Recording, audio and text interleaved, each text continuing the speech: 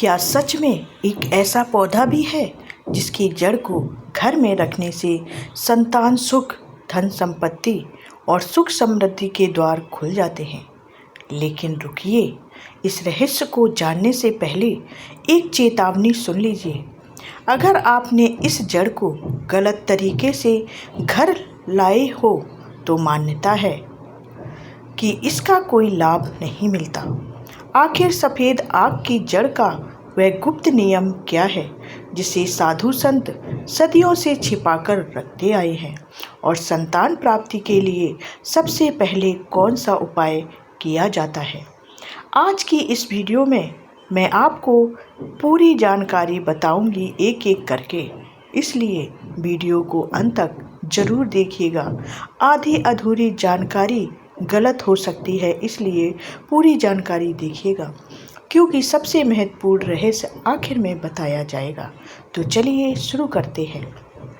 आज हम बात कर रहे हैं सफ़ेद आग, जिसे श्वेत अर्क या सफ़ेद मदार भी कहा जाता है।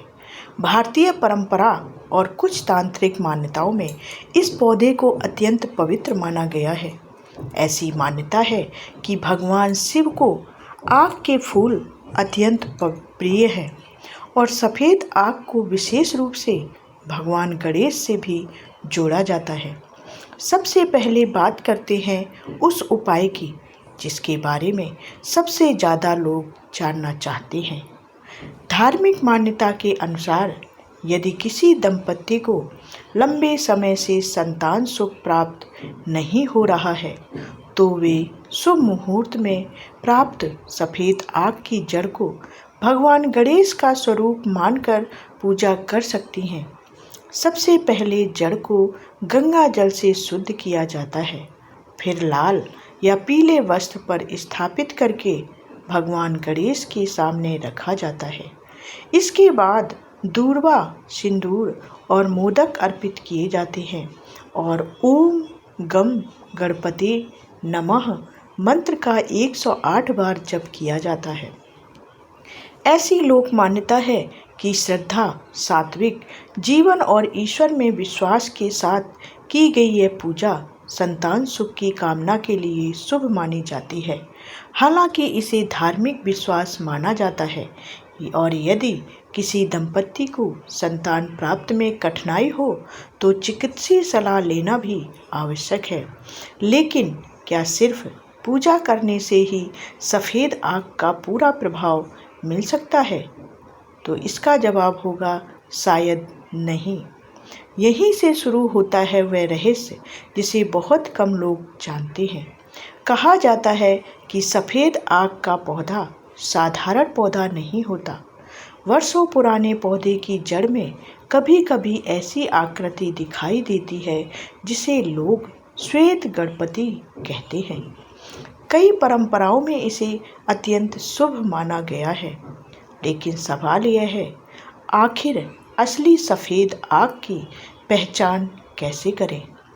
कहीं ऐसा तो नहीं कि जिसे आप सफ़ेद आग समझ रहे हों वह साधारण मदार का पौधा हो, और अगर गलत पौधा घर ले आए तो क्या होगा वो आप समझ सकते हैं।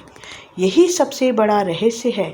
लोक मान्यताओं के अनुसार सफ़ेद आग के फूल पूरी तरह सफ़ेद होते हैं। उनमें बैंगनी या गुलाबी रंग नहीं होता है। इसकी पत्तियां मोटी, चौड़ी और हल्के रंग की होती हैं। पौधे की डंडी तोड़ने पर उसमें से सफ़ेद दूध जैसा रस निकलता है। यह पौधा अक्सर वीरान स्थानों, पुराने खंडहरों या खुले मैदानों में भी उग जाता है। लेकिन कहा जाता है कि हर सफ़ेद आग समान नहीं होता। प्राचीन मान्यताओं के अनुसार जो पौधा कई वर्षों तक बिना काटे बढ़ता रहता है उसकी जड़ विशेष महत्व रखती है। कुछ परंपराओं में यह विश्वास है कि पुरानी जड़ में कभी कभी भगवान गणेश जैसी आकृति दिखाई देती है। इसे श्वेत गणपति कहा जाता है। यह एक धार्मिक मान्यता है जिसे कई साधक शुभ मानते हैं। यहीं से इस रहस्य का अगला अध्याय शुरू होता है, तो अभी हमारे साथ बने रहिए। कहा जाता है कि यदि कोई व्यक्ति इस जड़ को अपने घर लाना चाहता है तो उसे बिना श्रद्धा और बिना विधि के ऐसा नहीं करना चाहिए। परंपराओं के अनुसार जड़ को लेने से पहले पौधे से अनुमति मांगने की प्रार्थना भी बताई जाती है। ऐसी मान्यता है कि शुभ नक्षत्र या शुभ मुहूर्त से एक दिन पहले व्यक्ति पौधे के पास जाता है, अपने साथ जल, अक्षत, कुमकुम और एक लाल धागा लेकर जाता है।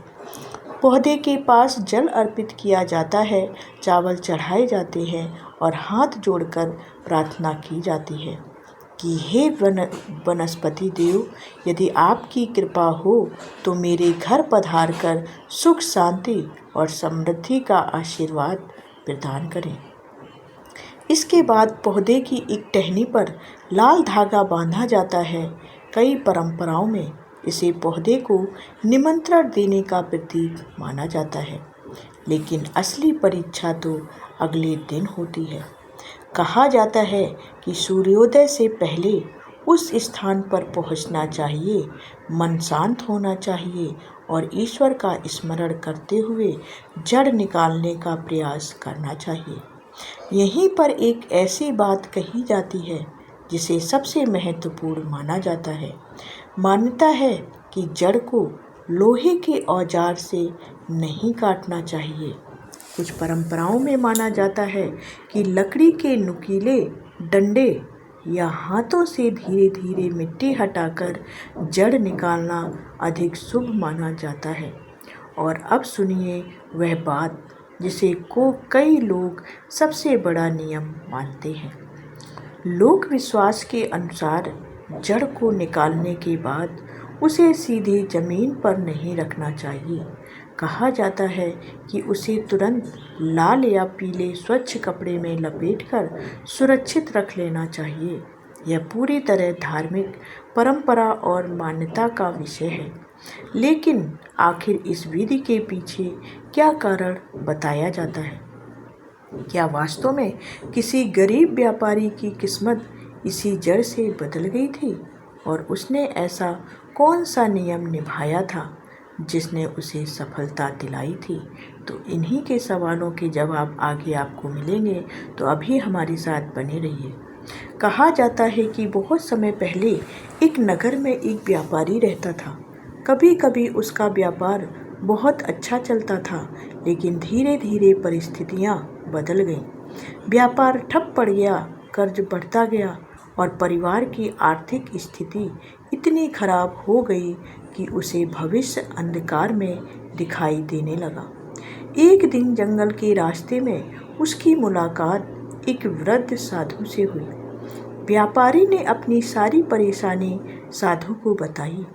साधु ने धैर्य से उसकी बातें सुनी और कहा, धन केवल भाग्य से नहीं आता, बल्कि ईश्वर की कृपा, सच्चे कर्म और श्रद्धा से आता है। यदि मन शुद्ध हो और कर्म अच्छे हों तो सफ़ेद आग की जड़ की पूजा को शुभ माना गया है। साधु ने उसे सफ़ेद आग से जुड़ी पारंपरिक विधि बताई। व्यापारी ने उसे पूरे विश्वास और श्रद्धा के साथ उस विधि का पालन किया। उसने भगवान गणेश की पूजा की, नियमित रूप से अपने व्यापार में मेहनत की, किसी के साथ छल कपट नहीं किया और ईमानदारी से अपना काम करता रहा। लोक कथा के अनुसार कुछ महीनों बाद उसके व्यापार में धीरे धीरे सुधार होने लगा। पुराने ग्राहक लौट आए, नए अवसर मिलने लगे और उसकी आर्थिक स्थिति पहले से बेहतर होती चली गई। व्यापारी ने अपनी सफलता का श्रेय केवल जड़ को नहीं, बल्कि ईश्वर की कृपा, अपनी मेहनत और सकारात्मक सोच को दिया। यही कारण है कि कई लोग इस कथा को यह संदेश मानते हैं कि श्रद्धा और कर्म साथ साथ चलें, तभी जीवन में परिवर्तन आता है। यदि किसी को सफ़ेद आग की जड़ प्राप्त हो जाए तो कुछ परंपराओं में उसे भगवान गणेश का प्रतीक मानकर पूजा करने की मान्यता है। सबसे पहले जड़ को गंगा जल से शुद्ध किया जाता है। इसके बाद कुछ लोग गाय के कच्चे दूध से अभिषेक करके पुनः गंगा जल से स्नान कराते हैं। फिर उसे लाल या पीले वस्त्र पर स्थापित किया जाता है। भगवान गणेश को सिंदूर, दूर्वा और पुष्प अर्पित किए जाते हैं। इसके बाद श्रद्धापूर्वक ओम गम गणपति नमः मंत्र का 108 बार जप किया जाता है। कुछ परंपराओं में इसके साथ ओम श्री महालक्ष्मी नमः मंत्र का जप भी शुभ माना जाता है। लोक मान्यताओं के अनुसार पूजा के बाद इस जड़ को पूजा स्थान, तिजोरी या धन के स्थान पर रखा जाता है। ऐसा विश्वास किया जाता है कि इससे घर में सकारात्मकता, सुख और समृद्धि का वातावरण बना रहता है। हालांकि यह याद रखना आवश्यक है कि इन मान्यताओं का कोई वैज्ञानिक प्रमाण उपलब्ध नहीं है।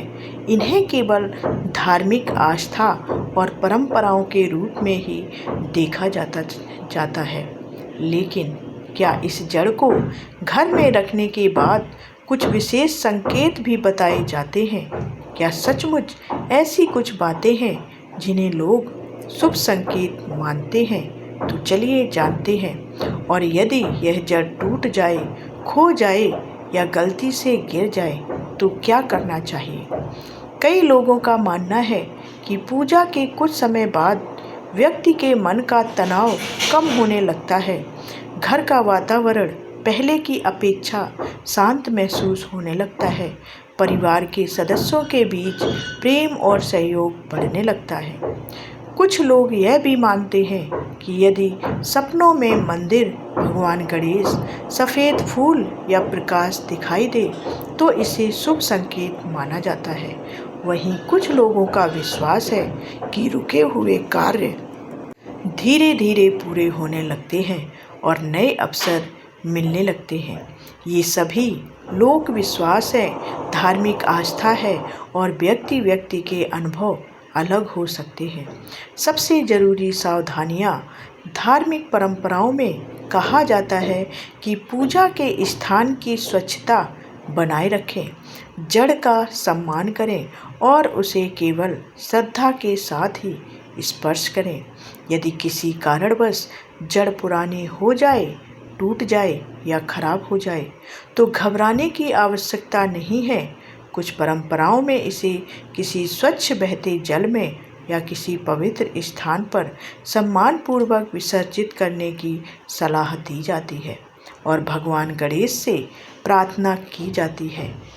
तो दोस्तों, यदि आपको यह जानकारी रोचक लगी हो तो इसे धार्मिक एवं पारंपरिक मान्यताओं के रूप में समझें और अपने विवेक का प्रयोग करें।